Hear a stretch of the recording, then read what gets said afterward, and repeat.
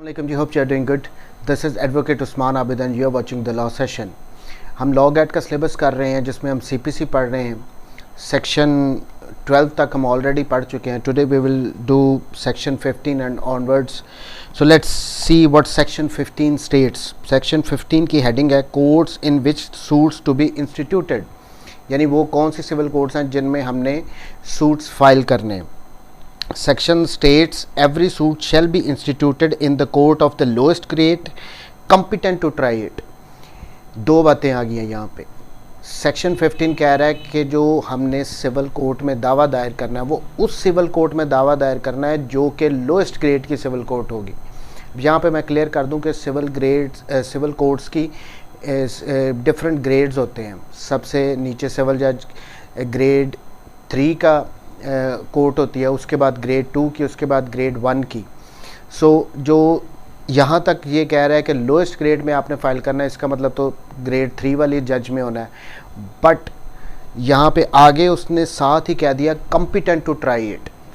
जो आपने lowest grade की कोर्ट में सूट फाइल करना है उस कोर्ट को कॉम्पिटेंट होना चाहिए उस सूट पे, उस दावे पे एडजुडिकेट करने का, उसके पास जुरिस्डिक्शन होनी चाहिए। अब ये जो जुरिस्डिक्शन है वो उसमें काफ़ी सारी जुरिस्डिक्शन की काइंड्स हैं, जिनमें से टेरिटोरियल जुरिस्डिक्शन, यानी जो लोएस्ट ग्रेड की कोर्ट होनी चाहिए उसके पास टेरिटोरियल जुरिस्डिक्शन होनी चाहिए। इलाकाई उसके पास इख्तियार समाअत होना चाहिए, उसके इलाके में वो प्रॉपर्टी फॉल करती हो, उस दावे से रिलेटेड जो सब्जेक्ट मैटर हो वो उस इलाके में हो जिसकी जुरिस्डिक्शन उस सिविल कोर्ट के पास हो।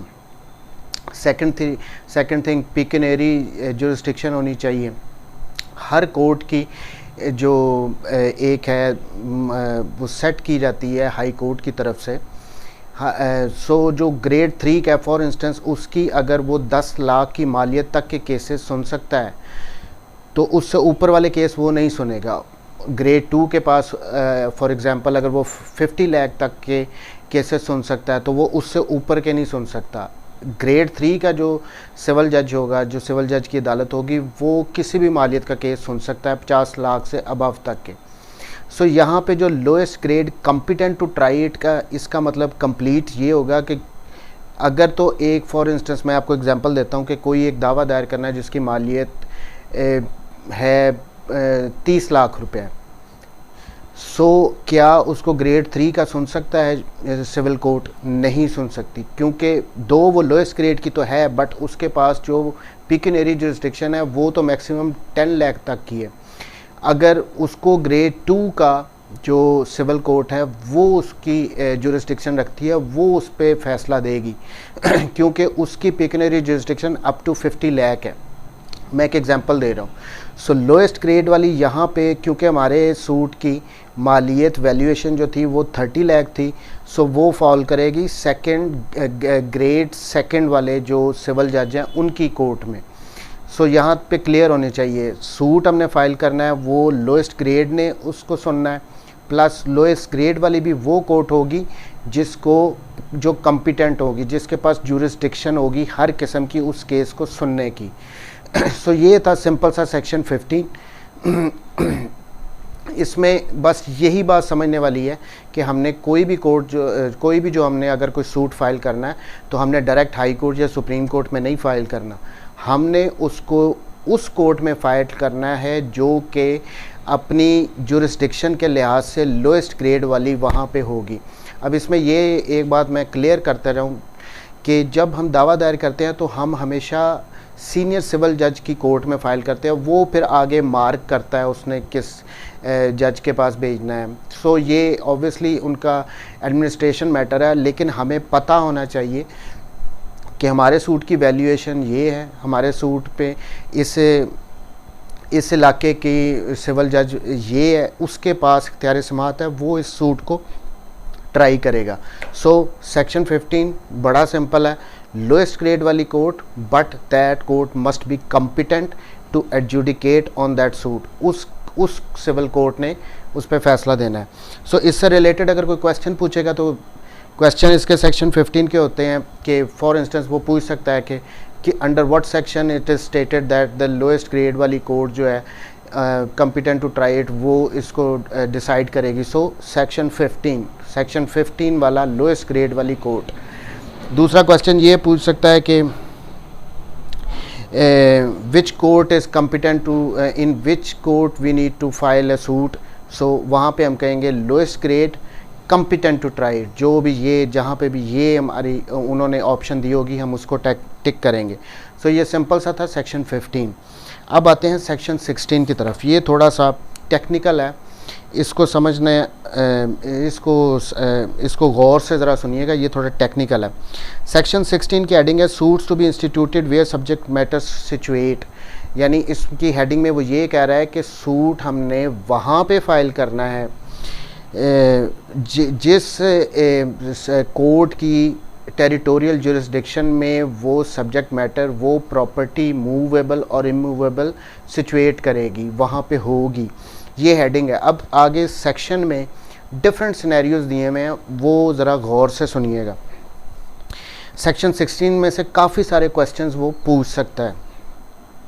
Subject to the pecuniary and other limitations prescribed by any law suits, यानी वो दूसरी वो आपने पिक्यूनरी जुरिस्डिक्शन का तो ज़हन में रखना है, ये उससे हट के वो कह रहा है और वो तो लिमिटेशंस हैं जो लॉ ने बताई हैं। कौन से सूट्स इसमें दावाजात बताए हैं? Suits A, first one, for the recovery of immovable property with और विदाउट रेंट और प्रॉफिट्स, यानी अगर आपने कोई सूट फॉर रिकवरी, अब suit of recovery of immovable property means आपने सूट फॉर पोजेशन फाइल करना है कि उसका कब्ज़ा लेने के लिए। सो वो अगर आपने सूट फाइल करना है, और ये भी रेलिवेंट है कि उसमें आपने रेंट या प्रॉफिट्स क्लेम करने हैं या नहीं करने। कोई भी इमूवेबल प्रॉपर्टी से रिलेटेड अगर suit for possession, suit for recovery आपने फाइल करना है तो पहला सूट आ गया ये। दूसरा सूट कहता है second one, for the partition of immovable property, यानी अगर कोई जॉइंट प्रॉपर्टी है, वो इमूवेबल प्रॉपर्टी है, उसको आपने उसकी पार्टीशन करवानी है। अब सारे जॉइंट ओनर्स ने अपना अपना हिस्सा उसमें से तकसीम करवाना है। तो suit for partition of immovable property अगर आपने फाइल करना है, दो दावे हो गए, पहला सूट फॉर पोजेशन, दूसरा suit for partition. Third one C वाला, ये बहुत इंपॉर्टेंट है, सूट फॉर फोरक्लोजर, सेल और redemption in case of a mortgage. जो मॉर्गेज, कोई इमूवेबल प्रॉपर्टी अगर उसको मॉर्गेज किया गया है, वो मॉर्गेज्ड प्रॉपर्टी है, उसका फोरक्लोजर से रिलेटेड आपने सूट फाइल करना है, सेल से रिलेटेड या रिडेम्पशन। रिडेम्पशन कौन करवाएगा? जब जिसने प्रॉपर्टी रहन रखी हुई है, जिसने मॉर्गेज करवाई हुई है, अगर उसने प्रॉपर्टी को रिडीम करवाना है, रिहा करवाना है, सारे पैसे उसने दे दिए हैं, तो उसने सूट फॉर रिडेम्पशन फाइल करेगा। अगर तो जिस भी बंदे के पास वो, मैं फॉर इंस्टेंस किसी बैंक के पास अगर मॉर्गेज करवाई गई है और वो प्रॉपर्टी के वो जो भी उनकी सेटलमेंट थी, जो भी उसने पेमेंट्स करनी थी, वो अगर नहीं करता तो बैंक के पास, जो मॉर्गेजी है उसके पास सूट फॉर फोरक्लोजर का राइट होता है, यानी वो ये सूट फाइल करेगा, सूट फॉर फोरक्लोजर के इसको ज़ब्त कर लिया जाए इस प्रॉपर्टी को। एंड लास्टली वो इसके सूट फॉर सेल भी फाइल करेगा कि इसको प्रॉपर्टी के जो इसने पेमेंट करनी थी वो हमें नहीं की, मॉर्गेज प्रॉपर्टी है, तो बैंक कहेगा कि इसको सेल कर दिया जाए इस प्रॉपर्टी को। तो ये तीन किस्म के दावे जो हैं वो मॉर्गेज से रिलेटेड जो भी हैं, अगर वो फाइल करने हैं। और चार्ज अपॉन इमूवेबल प्रॉपर्टी, सी में ही दूसरी बात है, मॉर्गेज एंड चार्ज। अब ये चार्ज क्या होता है? सेक्शन 100 अगर ट्रांसफ़र ऑफ प्रॉपर्टी एक्ट हम देखें तो उसमें चार्ज से रिलेटेड बात बताई गई है। फॉर इंस्टेंस मेरी, अब मैं इसको एक एग्जांपल से क्लियर कर देता हूँ। मेरी एक इमूवेबल प्रॉपर्टी है और मुझे मैं उस पर एक चार्ज क्रिएट कर सकता हूँ। किस किस्म का चार्ज? मैं ये कह सकता हूँ कि मेरी जो वाइफ हैं, मेरे मरने के बाद जो भी इस प्रॉपर्टी से आमदन होगी वो फॉर लाइफ, जब तक मेरी वाइफ ज़िंदा रहेगी वो उसको जाता रहेगा। और उससे रिलेटेड ये मैंने एक चार्ज उस इमूवेबल प्रॉपर्टी पे क्रिएट कर दिया है। अगर कल को मेरे बच्चे उससे रिलेटेड उस प्रॉपर्टी पे ये जो चार्ज क्रिएट किया वो नहीं करना, वो उनको उससे रिलेटेड जो भी आमदन आती है वो मेरी वाइफ को अगर नहीं देती, तो मेरी वाइफ के पास जो राइट होगा कि वो कोर्ट में जाएगी, सिविल सूट फाइल करेगी इस चार्ज से रिलेटेड कि मेरे हस्बैंड ने ये चार्ज क्रिएट किया था और मेरे बच्चे मुझे ये नहीं दे रहे, what ever situation. So charge ये होता है जो किसी इमूवेबल प्रॉपर्टी पे कोई बंदा क्रिएट कर सकता है। सो सी सेक्शन बड़ा इंपॉर्टेंट है, मॉर्गेज से रिलेटेड। मॉर्गेज में आ जाता है foreclosure, sale and redemption. And second C में ही बताया है चार्ज से रिलेटेड अगर कोई सूट फाइल करना है। सो 3 किस्म के दावे हमने पढ़ लिए हैं। फर्स्ट वन, सूट फॉर आपने रिकवरी ऑफ पोजेशन फाइल करना है। Secondly suit for partition file करना है। एंड थर्ड वन, मॉर्गेज से रिलेटेड फोरक्लोजर, सेल या रिडेम्पशन का सूट फाइल करना है, या उस इमूवेबल प्रॉपर्टी पर कोई चार्ज है उससे रिलेटेड आपने कोई फाइल करना है, ये सी में है। Next one, D, for the determination of any other right to और interest in any in immovable property, या फिर आपने किसी भी किस्म के राइट को, अपने किसी किस्म के राइट को या इंटरेस्ट को अगर आपने डिटर्मिन करवाना है थ्रू कोर्ट को, उससे रिलेटेड आपने कोई सूट फाइल करना है। चौथी किस्म का इसमें अगर एग्जांपल दूं तो सूट फॉर अगर आपने डिक्लेरेशन फाइल करना है, स्पेसिफिक परफॉर्मेंस का फाइल करना है, इसमें आपके ईजमेंट से रिलेटेड आपने कोई सूट फाइल करना है, जिस किस्म के भी कोई भी आपका राइट है या इंटरेस्ट है उसको डिटरमिन करवाने के लिए आपने कोर्ट में सूट फाइल करना है। चौथी किस्म का ये सूट बताया गया। फिफ्थ वन, जो 5वीं किस्म का सूट है, for compensation for wrong to immovable property. इसका मतलब ये है कि आपकी जो इमूवेबल प्रॉपर्टी है उसको कोई डैमेज कर दिया गया, उसके साथ कोई रॉन्ग कमिट किया गया है जिस बंदे के साथ, आप उससे रिलेटेड कोई सूट फाइल करना चाहते हैं कंपनसेशन का। फॉर इंस्टेंस, मेरा आप किसी के घर को आग लगा दो, या ये मैं अपना घर बना रहा हूँ, साथ मेरा एक और घर है, मैं अपना घर बनाते बनाते उसकी दीवार गिरा दूँ। सो किसी भी किस्म का रॉन्ग अगर किसी इमूवेबल प्रॉपर्टी से किया गया और आप उससे रिलेटेड कोई कंपनसेशन का सूट फाइल करना चाहते हैं, तो वो 5 किस्म के दावाजात यहाँ तक क्लियर हो गए हैं। अब the last one, for the recovery of immovable property actually under distraint और अटैचमेंट। अब यहाँ पे 6 में एफ जो क्लॉज है इसकी, उसमें बताया गया कि मूवेबल प्रॉपर्टी से रिलेटेड अगर आपने कोई सूट फाइल करना है, फर्स्ट 5 इमूवेबल प्रॉपर्टी से रिलेटेड थी, the last one 6th one, the F clause is related to movable property. Movable property जो अंडर डिस्ट्रेंट हो या अटैचमेंट हो। डिस्ट्रेंट का मतलब किसी और के कब्ज़े में हो। फॉर इंस्टेंस, मैंने आपको कहा कि मुझे 10,000 लोन चाहिए, आप मुझे वो लोन दे दें और मेरा मोबाइल अपने पास रख लें। मैं आपको कुछ अर्से बाद वो 10,000 रुपये वापस दे देता हूँ, लेकिन आप मुझे मेरा मोबाइल वापस नहीं करते। मैं एग्जांपल दे रहा हूँ। तो आपने उसके खिलाफ सूट फाइल करना है, तो वो जो मेरा मोबाइल है वो अंडर डिस्ट्रेंट है। इसी तरह अगर अटैचमेंट हुई है किसी मूवेबल प्रॉपर्टी की, तो उससे रिलेटेड अगर सूट आपने फाइल करने हैं, तो ये 6 किस्म के आ गए। मैं इनको फिर रिपीट कर देता हूँ। 6 किस्म के दावे बताए गए हैं।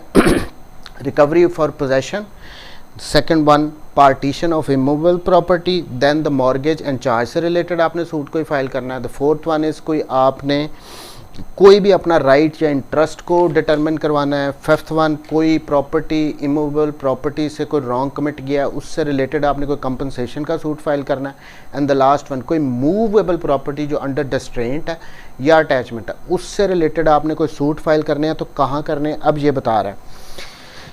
shall be instituted in the court within the local limits of whose jurisdiction the property is situate।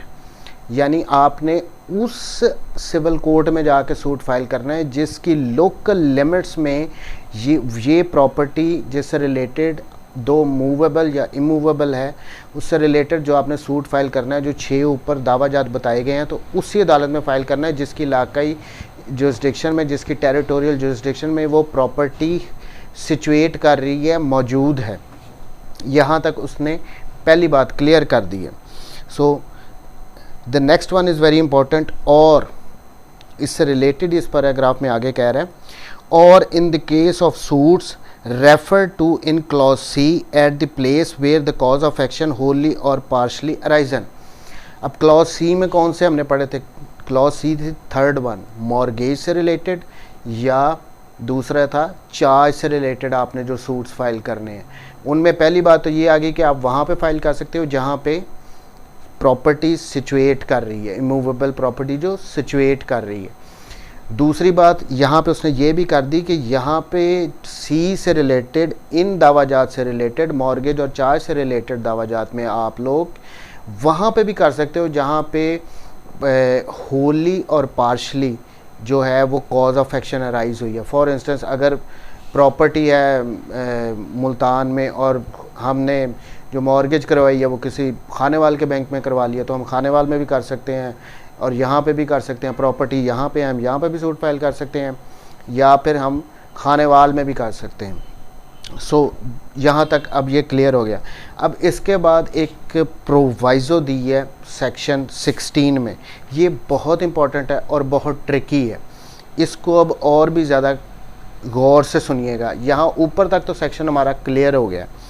अब ये प्रोवाइज़ो में क्या कह रहा है, provided that a suit to obtain relief respecting or compensation, कोई भी शर्त ये है कि ये जो भी आपने दावाजात फाइल करने हैं उनमें अगर आप जो रिलीफ क्लेम कर रहे हो या अगर आप कंपनसेशन क्लेम कर रहे हो for wrong to immovable property held by or behalf of the defendant, यानी जो आपने प्रॉपर्टी से, जो प्रॉपर्टी के साथ रॉन्ग कमिट किया गया है उससे रिलेटेड आपने जो भी सूट फाइल करना है, उसमें कोई रिलीफ क्लेम कर रहे हो या कंपनसेशन क्लेम कर रहे हो आप कोर्ट से कि हमें कंपनसेशन दिलाई जाए, या कोई और किसी किस्म का आप कोर्ट से रिलीफ मांग रहे हो, दोनों सूरतों में where the relief sought can be entirely obtained through his personal obedience. यहाँ पे अब ये बात है पर्सनल ओबीडियंस की, समझिए यहाँ तक क्लियर कट बात कि अगर वो कहता है कि आपने किसी प्रॉपर्टी के साथ कोई रॉन्ग कमिट हुआ है जिससे रिलेटेड आप सूट फाइल करना चाहते हैं, कोई भी क्लेम कर सकते हैं, कोई भी रिलीफ उसमें आपने मांगा है या आपने कंपनसेशन मांगी है, लेकिन ये जो रिलीफ आप लोग मांग रहे हो आपको ये लगता है कि ये उस डिफेंडेंट की जिसने रॉन्ग कमिट किया है उसकी पर्सनल ओबीडियंस से हमें मिल सकता है। पर्सनल ओबीडियंस का मतलब ये है कि उसको गिरफ़्तार करवा के मिल सकता है या फिर उसकी प्रॉपर्टी को अटैच करवा के मिल सकता है। इस तरह पर्सनल ओबीडियंस ये होती है कि पर्सनल ओबीडियंस उसको पर्सनली लायबल करके, उसको बुला के, उसको गिरफ़्तार करके या उसकी प्रॉपर्टी को अटैच करवा के, इसको कहते हैं पर्सनल ओबीडियंस। तो लगता है आपको कि पर्सनल ओबीडियंस से ही हमारा रिलीफ मिलना, तो क्या होगा, B instituted either in the court within the local limits of whose jurisdiction the property is situate। तो फिर आप उस कोर्ट में, सिविल कोर्ट में सूट फाइल करेंगे जिसकी, वही वाली बात, जिसके इलाके में, जिसकी इलाकाई जुरिस्डिक्शन में, टेरिटोरियल जुरिस्डिक्शन में वो प्रॉपर्टी सिचुएट कर रही है। और in the case of suit referred in clause C, अब क्लॉज सी से रिलेटेड एक और बात उसने यहाँ पे फिर कर दी है। क्लॉज सी वही थी मॉर्गेज और चार्ज से रिलेटेड जो सूट फाइल करने हैं, क्लॉज सी जेन में रखनी है। इस सेक्शन में सबसे इंपॉर्टेंट क्लॉज सी जा रही है। पर्सनल ओबीडियंस से रिलेटेड अगर आपने सूट फाइल करना है कंपनसेशन के लिए, तो या तो जिस इलाके में वो जिस इलाके में वो इमूवेबल प्रॉपर्टी सिचुएट कर रही है तो वहाँ पे आपने सूट फाइल करना है, या अगर सी क्लॉज में मॉर्गेज और चार्ज से रिलेटेड है उससे रिलेटेड तीसरी बात क्या कर रहा है, और in the case of suits referred to in clause C at the place where the cause of action has wholly or partially arisen। obviously ये तो ऊपर भी उसने लिख दिया था जहाँ पे wholly और partially cause of action arise कर रही है वहाँ पे भी आप कर सकते हैं। और in the court within the local limits of whose jurisdiction the defendant actually and voluntarily resides। या तीसरी बात अब यहाँ पे ये आ गई है कि आप वहाँ पे भी सूट फाइल कर सकते हो जहाँ पे जो डिफेंडेंट है वो एक्चुअली एंड वॉलंटेरिली रिजाइड कर रहा है। अब यहाँ पे क्लियर कर दूँ एक्चुअली का मतलब क्या है। एक्चुअली का मतलब ये होता है कि परमानेंटली वहाँ पे उसका कोई घर है, वहाँ पे वो रह रहा है, परमानेंटली उसका वो वहाँ पे रेजिडेंस है, वो कंसिडर होगी। या फिर वो भी हो सकती है जहाँ पे वो आता जाता है, फॉर इंस्टेंस हफ्ते में एक दफ़ा या 2 दफ़ा आ रहा है 2-2 दिन हफ्ते में कहीं पे रह रहा है तो वहाँ पे भी कर सकते हो आप। वॉलंटेरीली रिसाइड्स, यानी वो अपनी मर्ज़ी से भी रहना चाहिए, ये ना हो कि वो अगर वो आता जाता है या तो ये भी साथ कंपलसरी है कि वो वॉलंटेरीली वहाँ पे रिज़ाइड कर रहा है। अब ये नहीं हो सकता एक बंदा अगर कोई जेल में है तो वो वहाँ पे वॉलंटेरीली तो नहीं रिज़ाइड कर रहा, तो उस जेल के इलाके की जो कोर्ट होंगी उसमें आपने नहीं फ़ाइल करना। यहाँ पे क्लियरली क्या है, एक्चुअली एंड वॉलंटेरीली रिज़ाइड। सो ये दोनों एक दूसरे के साथ मिक्सअप हैं, दोनों शर्तों का पूरा होना चाहिए, एक्चुअली भी रह रहा है और वॉलंटेरीली भी रह रहा है। जो उसकी परमानेंट एड्रेस हो सकता है, जो उसका टेम्परेरी एड्रेस भी हो सकता है, लेकिन वो अपनी मर्ज़ी से वहाँ पे रह रहा हूँ। और कैरीज ऑन बिज़नेस, या जहाँ पे उस इलाके में भी आप सूट फाइल कर सकते हो जहाँ पे वो बिज़नेस कर रहा है किसी भी किस्म का। अब इसमें वो जगह भी आ जाएंगी, फॉर इंस्टेंस वो लाहौर में भी बिज़नेस कर रहा है, उसी की ब्रांच कराची में भी है तो वो वहाँ पे भी जाके आप सूट फाइल कर सकते हैं। और लास्ट वन है, और पर्सनली वर्क्स फॉर गेन, यहाँ पे जहाँ पे वो कोई जॉब वगैरह कर रहा है और वर्क्स फॉर गेन, जिससे उसको कोई आमदन आती है, कुछ गेन करता है, तो वहाँ पे भी आप सूट फाइल कर सकते हैं। अब यहाँ पे सेक्शन 16 कंप्लीट हो गया, लेकिन इसको कंक्लूड करते हैं, इसको सम अप करते हैं। ये ज़्यादा इस प्रोवाइज़ो ने टेक्निकल बना दिया, अब इसको क्लियर करते हैं। सेक्शन 16 ने बताया 6 किस्म के दावे जो कि जिनमें से 5 फर्स्ट जो हैं इमूवेबल प्रॉपर्टी से रिलेटेड हैं, जिनमें सूट फॉर अगर आपने फ़ाइल करना है, suit for recovery of possession file करना है, सूट फॉर पार्टीशन फ़ाइल करना है, suits related C1 very important है, आपने फ़ाइल करना है उसकी मॉर्गेज या इमूवेबल प्रॉपर्टी के चार्ज से रिलेटेड फ़ाइल करना है। कोई भी आपने इमूवेबल प्रॉपर्टी में जो आपका राइट है, जो इंटरेस्ट है, उसको डिटरमिन करवाने के लिए आपने कोई सूट फाइल करना है। फिफ्थ वन था इमूवेबल प्रॉपर्टी के साथ कोई रॉन्ग कमिट किया गया तो उससे रिलेटेड आपने कोई सूट फाइल करना है। और लास्ट वन था कि अगर मूवेबल प्रॉपर्टी अंडर डिस्ट्रेन या अटैचमेंट हो तो उससे रिलेटेड अगर आपने कोई सूट फाइल करना है तो आपने उसी अदालत में फ़ाइल करना है, उसी सिविल कोर्ट में फ़ाइल करना है जिसकी टेरिटोरियल जुरिस्डिक्शन में वो प्रॉपर्टी एक्चुअली सिचुएट कर रही है, मूवेबल या इमूवेबल। सेकंड बात इसमें ये आ जाती है कि जब आपने सी क्लॉज में आपने कोई भी सूट फाइल करना है मॉर्गेज या चार्ज से रिलेटेड, तो आप वहाँ पे भी कर सकते हो जहाँ पे होली या पार्शली जो कॉज ऑफ एक्शन अराइज हुई है। वाइजो में इसकी कहा गया है कि अगर तो जो आपने किसी प्रॉपर्टी के साथ कोई रॉन्ग कमिट किया गया उससे रिलेटेड आपने सूट फाइल करना फॉर कंपनसेशन और एनी अदर रिलीफ, लेकिन वो जो रिलीफ आप क्लेम कर रहे हो वो इसी सूरत में मिल सकता है जो कि पर्सनल ओबीडियंस डिफेंडेंट की पे डिपेंड कर रहा है, यानी उसको अगर गिरफ़्तार करके ले आओ या फिर उसको आप उसकी प्रॉपर्टी को अटैचमेंट करके वो रिलीफ ले सकते हो। तो इन दो सूरतों में या तो उस सिविल कोर्ट में आप सूट फाइल करोगे जिसकी इलाकाई हदूद में, जिसकी टेरिटोरियल जुरिस्डिक्शन में वो प्रॉपर्टी सिचुएट कर रही है।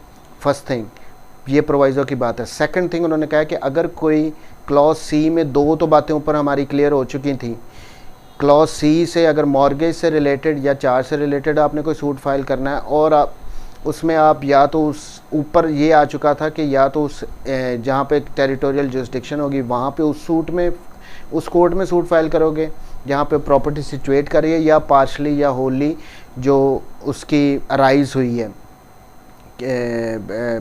कॉज ऑफ एक्शन अराइज हुई है, उधर फाइल करोगे। और यहाँ पे लास्टली में ये भी इसमें प्रोवाइज़ो में ये भी कह दिया कि थर्ड ऑप्शन भी दे दी गई है इसी से रिलेटेड कि अगर पर्सनल ओबीडियंस पे डिपेंड कर रहा है फिर आप ये भी कर सकते हो कि आप उस सूट में कोर्ट में भी सूट फाइल कर सकते हो जहाँ पे डिफेंडेंट एक्चुअली या एंड वॉलंटेरीली रिज़ाइड कर रहा है या फिर उसका कोई बिज़नेस है वहाँ पे, और लास्टली वर्क्स फॉर गेन करता है। तो आप वहाँ पे भी इसको थोड़ा सा ब्रॉड कर दिया गया है कि आप वहाँ पे भी सूट्स फाइल कर सकते हो, बट सूरतें क्लॉज सी से रिलेटेड और personal obedience for the compensation और any other relief related to immovable property अगर आपने फ़ाइल करने। सो ये था सेक्शन 16। ये थोड़ा टेक्निकल था, लेकिन आपने अगर इसके क्वेश्चंस हम ड्राफ्ट करना चाहें तो हम पहले तो हमें ये 6 जो सूट्स हैं उनको जहन में रखना है कि कौन कौन से दावे हैं, उनसे रिलेटेड हमने अगर कोई क्वेश्चन आता है कि कहाँ पे फाइल करेंगे, तो सिंपल सा जहाँ पे होगा वेयर प्रॉपर्टी सिचुएट। लेकिन सी से रिलेटेड अगर वो पूछ लेता है मॉर्गेज, वो पूछता है मॉर्गेज और चार्ज से रिलेटेड सूट कहाँ पे फाइल करे जाएंगे, तो जहाँ पे ऑप्शंस होगी where property situate, where cause of action partly or wholly arise, और थर्ड वन जहाँ पे वो डिफेंडेंट रिजाइड करता है या वो वर्क फॉर गेन करता है या कैरी ऑन बिजनेस करता है। तो इन तीनों जगहों पे भी किया जा सकता है। ये सी से रिलेटेड है, याद रखना है आपने। उसमें ये तीनों ऑप्शंस हैं। इसके साथ एक एंड पे ये भी आ सकती है ए बी सी तीनों, ये तीनों में से कोई एक या लास्ट वन ये भी हो सकती है कि A B C all of them. सो हमने ऑल ऑफ देम को करना है। नेक्स्ट इसमें ये भी क्वेश्चन आ सकता है कि अगर पर्सनल ओबीडियंस से रिलेटेड कोई आपने सूट फाइल करना है फॉर द कंपनसेशन, तो वो कहाँ पे करेंगे, तो उसमें भी वही बात आ जाती जहाँ पे प्रॉपर्टी सिचुएट कर रही है, जहाँ पे या फिर जहाँ पे वो वर्क्स फॉर गेन करता है, जहाँ पे वो रहता है, जहाँ पे वो बिज़नेस करता है, जहाँ पे वो जॉब करता है। सो ये सारे इस किस्म के क्वेश्चंस आ सकते हैं। सेक्शन 16 में थोड़ा टेक्निकल था, लेकिन अब I think I have explained everything section 16 से related. Thank you very much ji, take care, अल्लाह हाफ़िज़।